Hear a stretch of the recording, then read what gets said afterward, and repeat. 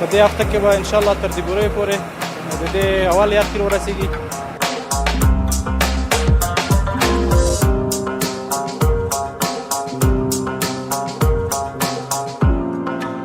دې ته موږ تقریبا ډېره غټه جوچه نیولې ده مابین کې.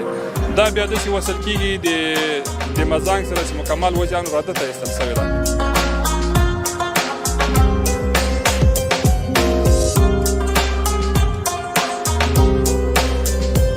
ډېر ښه په اساس شکل جوړ شوی او بله خبره یې دا ده چې ډېر د دې کار چست روان ده.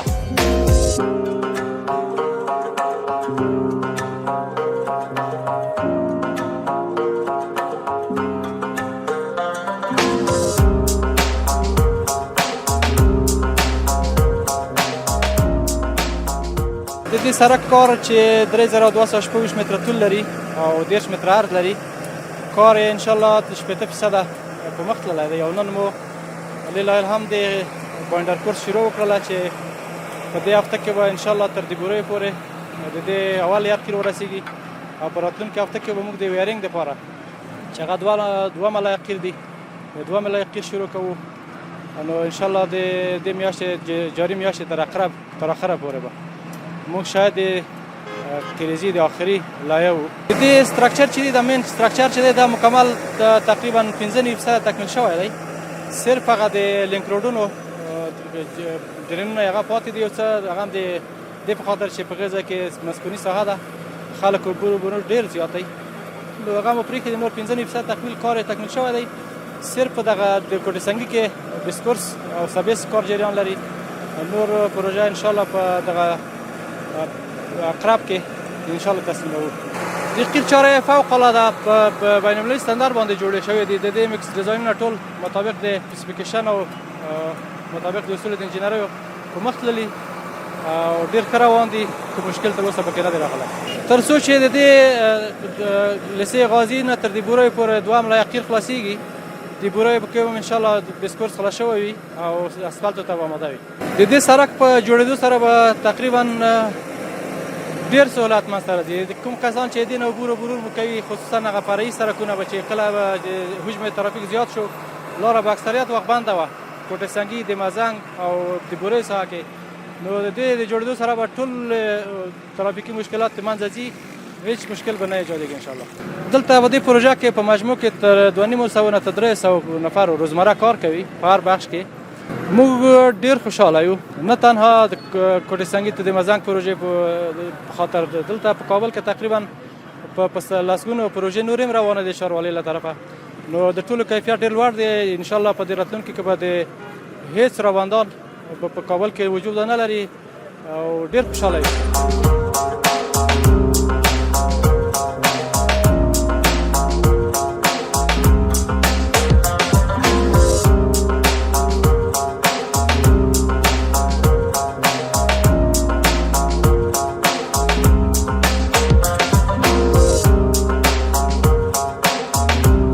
الحمدلله بیخي کارونه بیخي ډېر ښه روان دي.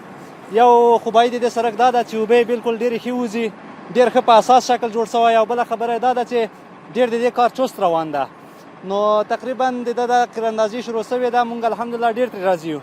نو د کابل له ښاروالۍ څخه د افغانستان له اسلامي امارات څخه ډېر مننده یو او دا هیله ترې کوو چې نور هم د افغانستان کې نور هغه وکړي، سړکونه جوړ کړي، نورې پروژې دې پراخې شي، نور پروژې دې شروع شي، تر څو افغانستان نور هم ښایسته او پیشرفت وکړي.